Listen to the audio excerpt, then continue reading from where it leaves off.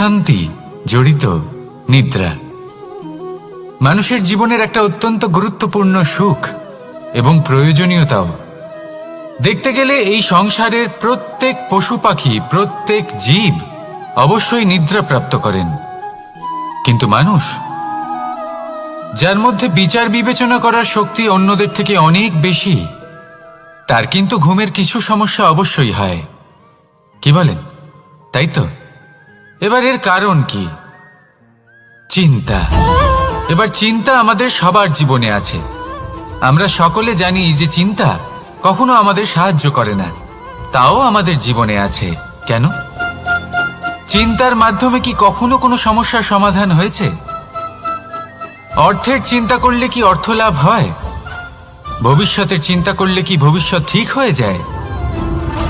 স্বাস্থ্যের চিন্তা করলে কি স্বাস্থ্য নিজে থেকেই ঠিক হয়? হয় না। তাহলে এই সব কিছু থেকে আমাদের একটা ছোট্ট শিক্ষা অবশ্যই লাভ করা উচিত। আপনিও আপনার কাঁধ থেকে চিন্তার এই বোঝা নামিয়ে ফেলুন, আর এই সব ইচ্ছে একত্রিত হয়ে আমাদের মনে চিন্তা উৎপন্ন করে। তাই এই চিন্তাগুলিকে ত্যাগ করুন, প্রকৃতির প্রেমের উপর বিশ্বাস রাখুন।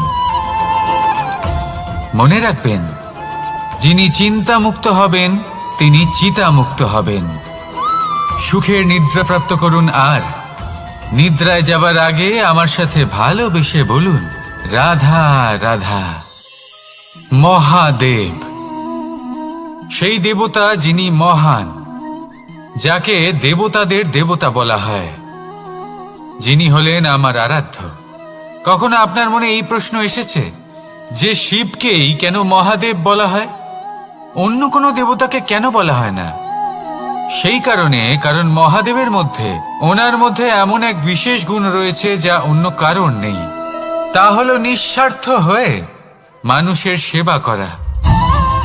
যদি প্রয়োজন পড়ে, যদি সৃষ্টির পথে বিনাশের কালো মেঘ ছেয়ে থাকে, তখন নিজের প্রাণের চিন্তা না করে হলাহল পান করার জন্য প্রস্তুত থাকেন মহাদেব। আর এই অদ্বিতীয় ত্যাগের জন্যই শিবকে মহাদেব বলে ডাকা হয়। এবার যদি কোনো মানুষও নিঃস্বার্থ ভাবনার দ্বারা নিজেকে অর্পণ করে দেয় এই জগতের কল্যাণের জন্য, মানুষের সেবার জন্য, তাহলে তিনিও মহাপুরুষ, মহামানব হতে পারেন। যদি কেউ অভুক্ত থাকেন, তাহলে নিজের থালা থেকে অর্ধেক খাবার তাকে দিয়ে দিন। যদি কেউ অসুস্থ হন, তাহলে তাকে সেবা করার, চিকিৎসা করার চেষ্টা করুন। এই জীবন শুধু নিজের জন্য নয়, অন্যদের প্রতি, সমস্ত সংসারের প্রতি উৎসর্গ করুন। যদি এইসব মানুষ শিখে যান, তাহলে তিনি মহাদেবের পথে অগ্রসর হতে পারেন। যদি মানুষ নিঃস্বার্থ ভাবনার দ্বারা এই সংসারের সেবা করতে শিখে যান, তাহলে তিনি নিশ্চিত রূপে মহামানব অবশ্যই হতে পারবেন।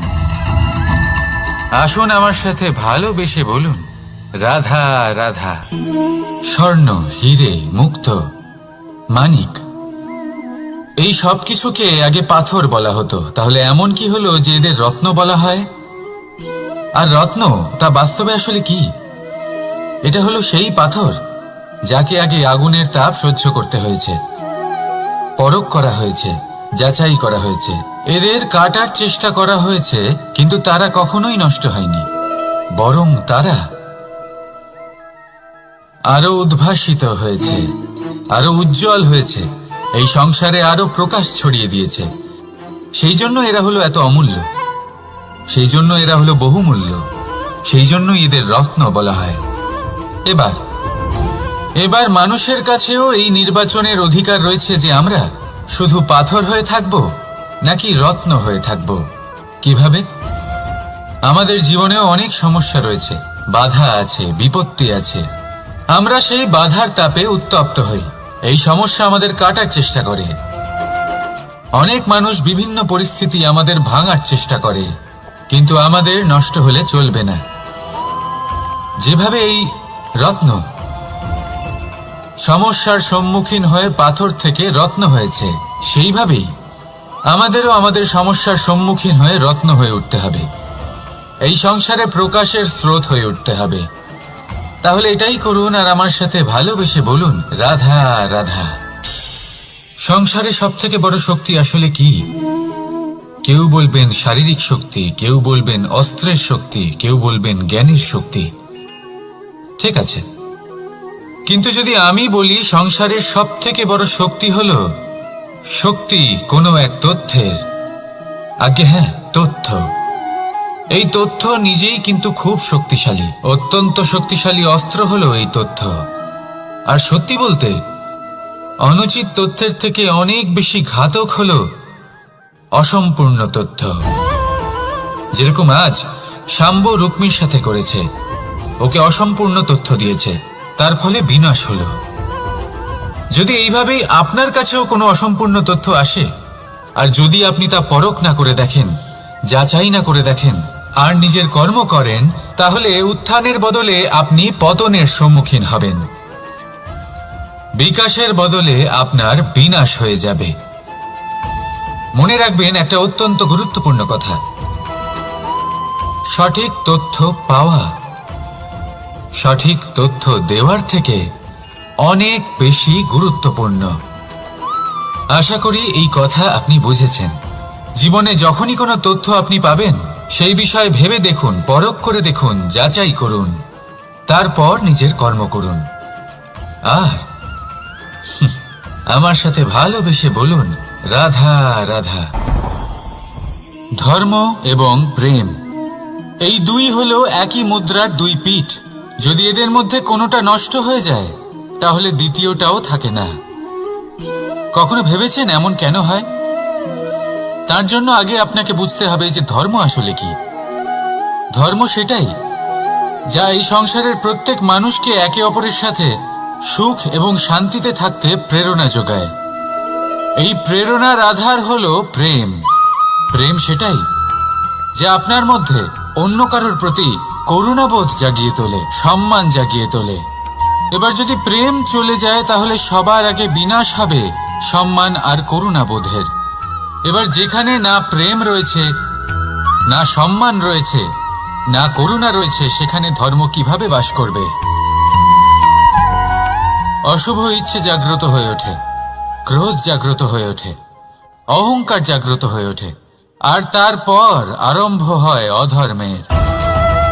তাই যা যা ভাবনা আপনার অন্তরে প্রবেশ করছে, করতে দিন, কিন্তু যাই হোক না কেন, এই প্রেমকে নিজের থেকে দূরে যেতে দেবেন না। এই প্রেমকে চিরকাল নিজের কাছে রাখুন, নিজের হৃদয়। আর এই প্রেম ভাব নিয়ে বলুন, রাধা রাধা। মানুষের জীবনে উন্নতি লাভ করার জন্য তিনটি স্তম্ভের প্রয়োজন হয়। প্রথম স্তম্ভ শিক্ষা। এই শিক্ষা আমাদের জ্ঞান প্রদান করে। দ্বিতীয় স্তম্ভ ব্যবসা, যার দ্বারা আমরা ধন উপার্জন করি। তৃতীয় স্তম্ভ হলো আমাদের ঈশ্বর, আমাদের ইষ্ট। এনার সাথে যদি আমরা জুড়ে থাকতে পারি, তাহলে এমন একটা মানসিক বল আপনি লাভ করবেন যেটা এই সংসারে আর কোথাও পাওয়া সম্ভব নয়। কিন্তু মানুষ অনেক সময় জীবনে এই তিনটি স্তম্ভ লাভ করা সত্ত্বেও সামনে অগ্রসর হতে পারেন না।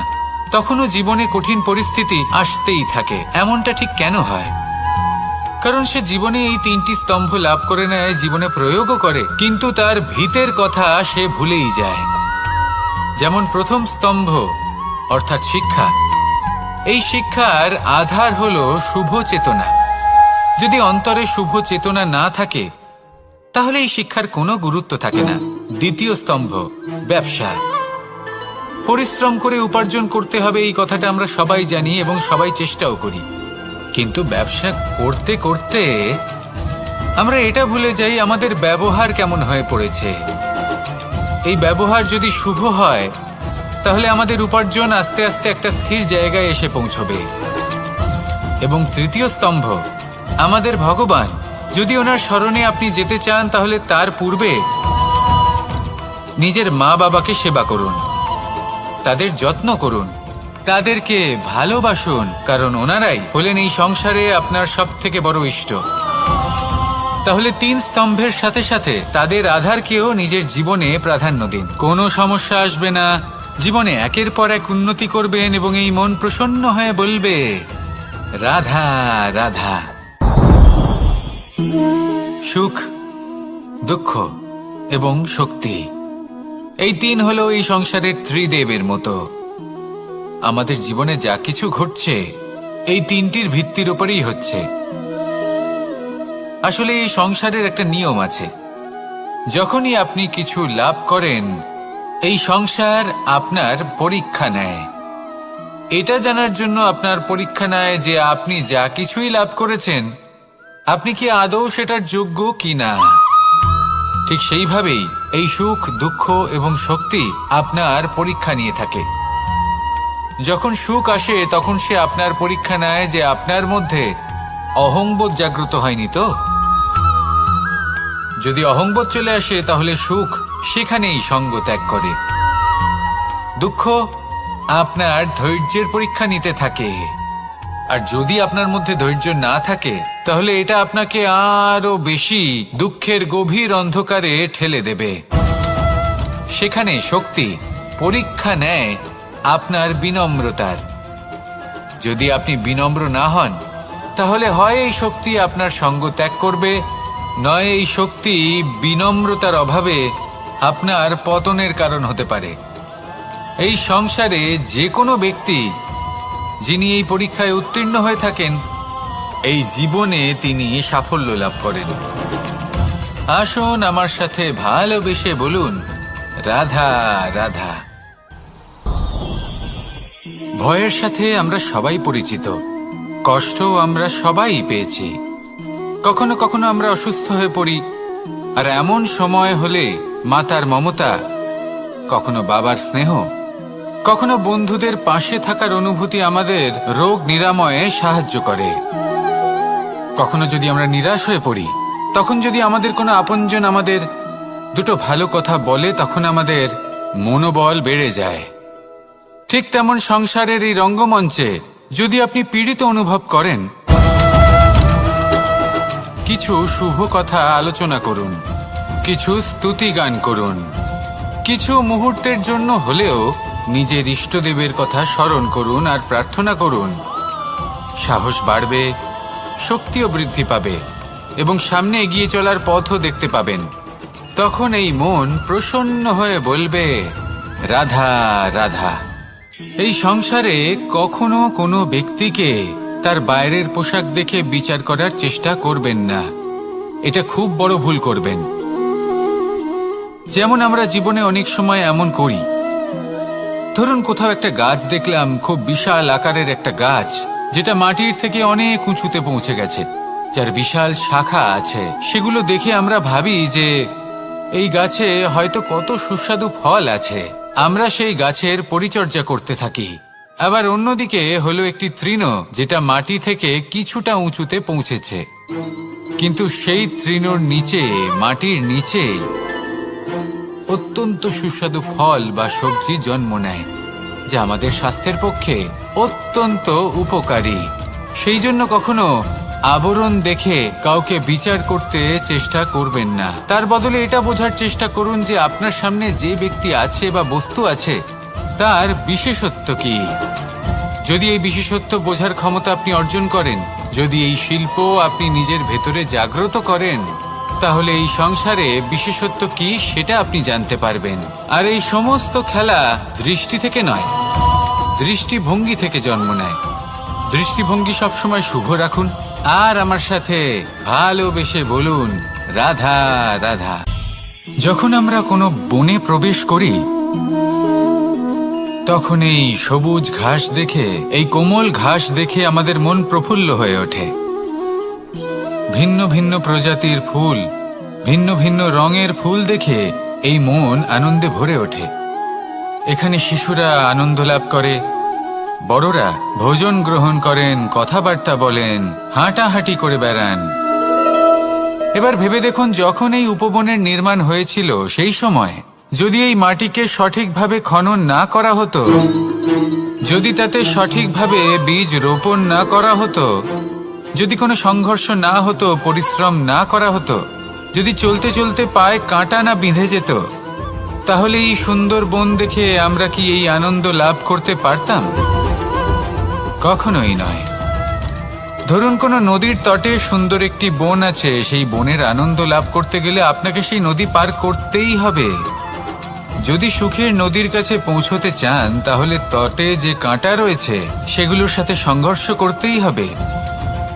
এই সংসারে যদি আপনি সুখ লাভ করতে চান তাহলে সুখ লাভের এই যাত্রা শুরু করতে হবে সংঘর্ষ দ্বারা। তাহলে সংঘর্ষকে স্বাগত জানান, এর পেছনেই সুখ রয়েছে যা আপনার জন্য অপেক্ষা করছে। এবার হাসুন আর আমার সাথে ভালোবেসে বলুন, রাধা রাধা। সংসারে আমাদের জীবনের সবথেকে বড় দোষ কি আপনি জানেন? কেউ বলবেন লোভ, কেউ বলবেন লালসা, কেউ বলবেন অসত্য। দেখুন, দুঃখের মূল কারণ হলো পরিশ্রম না করা। কিছু মানুষ ভাবেন যে আমি জীবনে কোনো পরিশ্রম করব না, অথচ আমি সবকিছু প্রাপ্ত করতে চাই। আর এমন এক কারণের জন্যই দূতের মতো খেলা আমাদের জীবনে প্রবেশ করার সুযোগ পায়। দূত। এই দূত আসলে কি? দূত অর্থাৎ কোনো পরিশ্রম ছাড়াই অন্য কেউ পরিশ্রম করে যা অর্জন করেছেন, যে সুখ সুবিধা অর্জন করেছেন, তা নিজের জন্য শুধুমাত্র একটা খেলার মাধ্যমে নিজের করে নেবার ইচ্ছে। আর এই ইচ্ছে অত্যন্ত বিনাশকারী হতে পারে। এই ইচ্ছে যদি আপনার বিবেক, আপনার মন, আপনার চেতনা, আপনার ভাবনা প্রবাহিত করে ফেলে, তারপরে আপনি চেষ্টা করতে শুরু করে দেবেন, আর সেইখান থেকেই আপনার পতন শুরু হবে। এই চেষ্টা করবেন যে অন্য কারোর জীবনের সমস্ত ধন, তার সমস্ত জীবন সম্পূর্ণভাবে নিজের করে নেওয়ার।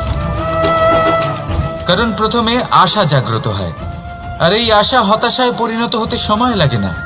এই হতাশা কুণ্ঠায় পরিণত হতে সময় লাগে না, কুণ্ঠা লোভে পরিণত হতে সময় লাগে না, আর এই লোভ প্রতিশোধ স্পৃহাতে পরিণত হতে সময় লাগে না।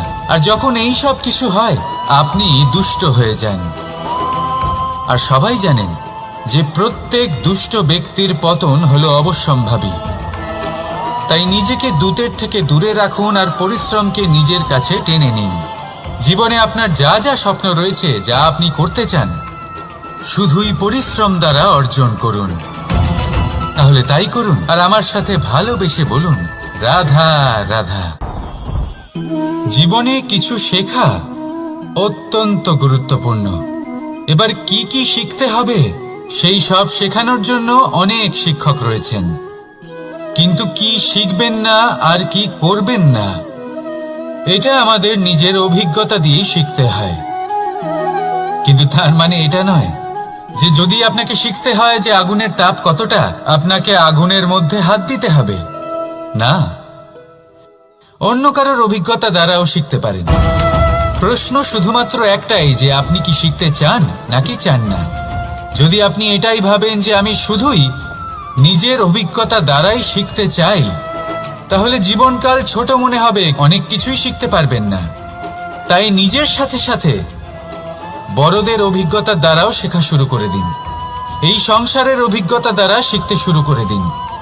আর এটা নিশ্চিত রূপে শেখা আবশ্যক যে কখন কি করবেন না, কোথায় থামতে হবে আর কোথায় থামবেন না।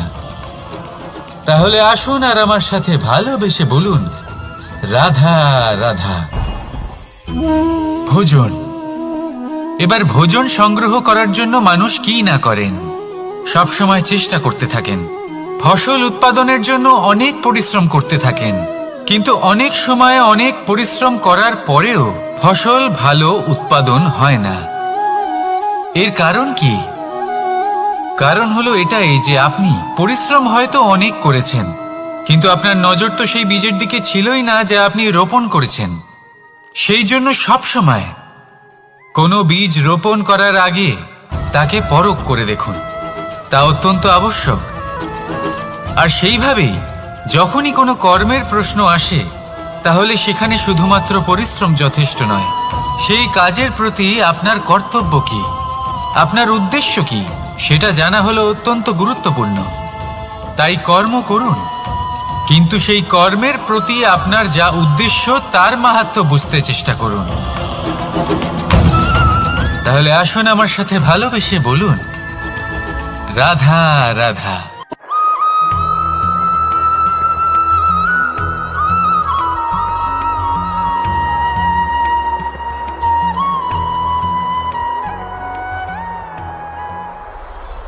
কখনো কখনো আমরা ভাবি যে কোনো ব্যক্তি যিনি ধর্মের পথে চলেছেন, যদি তার দ্বারা কোনো ভুল হয়ে থাকে তাহলে নিয়তি তাকে সেই মুহূর্তেই কঠোর শাস্তি দেন।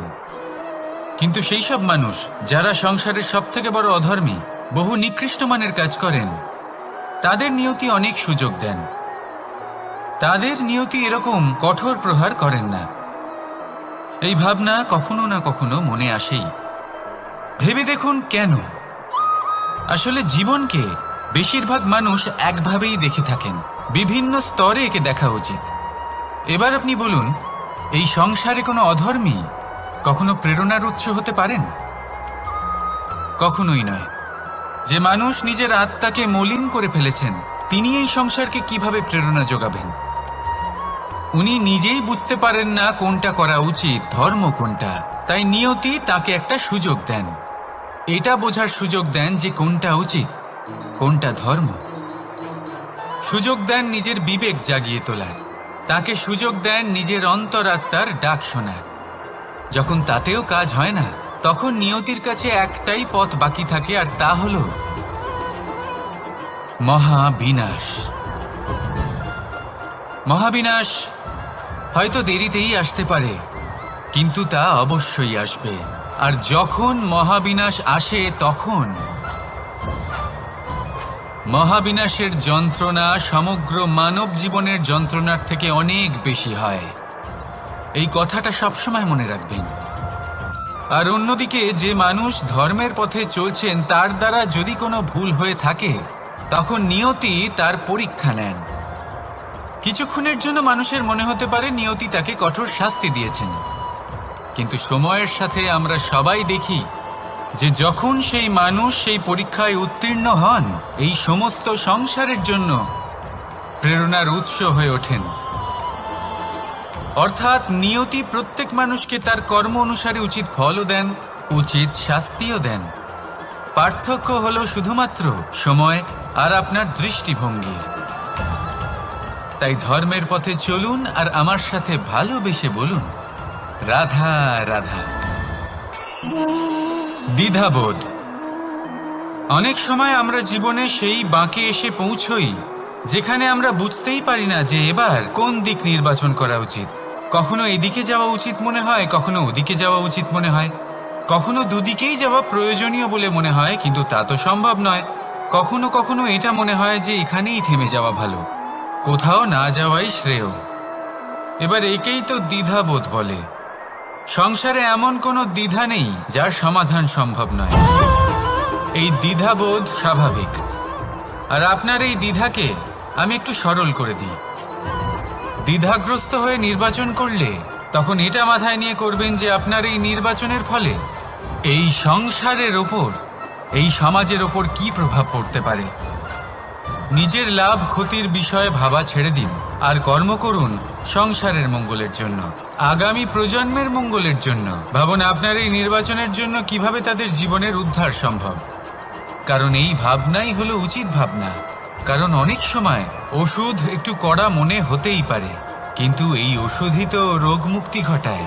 সেইভাবে আপনাকেও এই দ্বিধার মুহূর্তে কঠিন নির্বাচন করতে হতে পারে। এই কঠিন নির্বাচন জীবনে কঠিন পরিস্থিতিও আনতে পারে, কিন্তু যদি এই নির্বাচন ধর্মসঙ্গত হয়, যদি এর দ্বারা সংসারের মঙ্গল হয়, তাহলে এই নির্বাচনই হলো সঠিক নির্বাচন। আসুন আমার সাথে ভালোবেসে বলুন, রাধা রাধা। মানুষ নানান ধরনের বাসনা পোষণ করেন, তাদের নানান ইচ্ছে থাকে, অভিলাষা থাকে, নানান কামনা করতে থাকেন, স্বপ্ন দেখেন, প্রার্থনা করেন যেন তা সফল হয়, নিজের সম্পন্নতা কামনা করেন, আর শেষে নিরাশ হয়ে যান কারণ এসব কিছুই পান না। আপনাকে একটা ছোট্ট উদাহরণ দিই। জঙ্গলের রাজা কাকে বলা হয়? সিংহকে। এবার যেহেতু সিংহ বনের রাজা, তাই হরিণ তো তার কাছে এসে এটা বলতে পারে না যে আপনি হলেন বনের রাজা, তাই আপনি আমাকে মেরে ফেলুন, আমাকে খেয়ে ফেলুন আর নিজের ক্ষুধা নিবারণ করুন। এমন তো হয় না। সিংহ যতই বনের রাজা হোক, তাকেও পরিশ্রম অবশ্যই করতে হয়, তবেই তার ক্ষুধা নিবারণ হয়। সেইভাবেই আপনার সমস্ত স্বপ্ন, আপনার সমস্ত ইচ্ছে, আপনার সমস্ত অভিলাষা, সমস্ত আকাঙ্ক্ষা পূরণ হবেই, অবশ্যই হবে, পরিশ্রমের দ্বারা। শুধু ভাবলেই হবে না। তাহলে আপনিও জীবনে পরিশ্রম করুন, নিজের সমস্ত স্বপ্ন পূরণ করুন, আর আমার সাথে ভালোবেসে বলুন, রাধা রাধা। আপনি কি কখনো কোনো উঁচু পর্বতের শিখরে পৌঁছতে পেরেছেন? যদি পৌঁছে থাকেন বা যদি আপনি কোনো উঁচু পর্বতের শিখরে যান, তাহলে ভালো করে দেখবেন, আপনি যত উঁচুতে অগ্রসর হতে থাকবেন, আস্তে আস্তে সমস্ত বনস্পতি বিলুপ্ত হতে থাকে। তারপরে সমস্ত গাছপালা, পশু পাখি সব বিলুপ্ত হতে থাকে। শেষ পর্যন্ত সেই শিখরে থেকে যায় শুধুমাত্র শান্তি, নীরবতা। আমাদের মানুষের সাথেও এটাই হয়। মানুষ যখন আত্মবিকাশের পথে অগ্রসর হতে থাকে এবং নিজের জীবনের শিখরে পৌঁছতে চায়, তখন তার একা থাকা অত্যন্ত প্রয়োজনীয় হয়। আর তাকে তখন ত্যাগ করতে হয় নিজের সুখ স্বাচ্ছন্দ্য, নিজের সম্পত্তি, নিজের সমৃদ্ধি, নিজের সৌন্দর্য। দেখুন, জীবনের শিখরে পৌঁছনো একেবারেই সহজ কাজ নয়। এ হলো অত্যন্ত দুর্গম এক পথ। কিন্তু যদি আপনি সেখানে পৌঁছতে চান, তাহলে আপনাকে ত্যাগের প্রবৃত্তি জাগিয়ে তুলতে হবে। ত্যাগ কি সেটা জানতে হবে, কারণ ত্যাগের ফলেই মনে শান্তি আসে, আর সেই শান্তির ফলে মনে উৎপন্ন হয় প্রেম। আর এই প্রেমই হলো জীবনের অন্তিম লক্ষ্য। তাহলে আসুন আমার সাথে ভালোবেসে বলুন, রাধা রাধা। অধিকার, এটা না কোনো সাধারণ শব্দ, না কোনো ব্যবসা, নিজেই একটা অদ্ভুত ব্যাপার এই অধিকার। স্বয়ং ঈশ্বর মানুষকে জীবন বাঁচার অধিকার দিয়েছেন। কিন্তু যখন কোনো নারীর অধিকারের প্রশ্ন আসে, তখন সেই অধিকারের সাথে কর্তব্য জুড়ে যায়। এবার নারীর অনেক অধিকারের মধ্যে একটা অধিকার হলো নিজের স্বামী নির্বাচন করা। নির্বাচন করা কে হবে তার অর্ধাঙ্গ, এমন একজন ব্যক্তি নির্বাচন করা যিনি নিজের সাথে, নিজের স্ত্রীর সাথে, সমগ্র পরিবারের সাথে এই সমগ্র সমাজের পরিস্থিতিকে উন্নত করতে পারেন। তাহলে ভাবুন, নিজের জন্য স্বামী বেছে নেওয়া কত বড় অধিকার, আর যোগ্য স্বামী বাছা তার থেকেও বড় কর্তব্য। তাই নারীর অধিকারের সাথে যখন কর্তব্য শব্দ জুড়ে যায়, অধিকার নামক শব্দের মাহাত্ম্য আরো বেড়ে যায়। আপনিও নিজের জীবনে নিজের অধিকারের সাথে কর্তব্যকে জুড়ে দেখুন। যদি এরকম করেন, তাহলে সমস্ত স্বপ্ন পূর্ণ হবে, আর মন প্রসন্ন হয়ে বলবে, রাধা রাধা।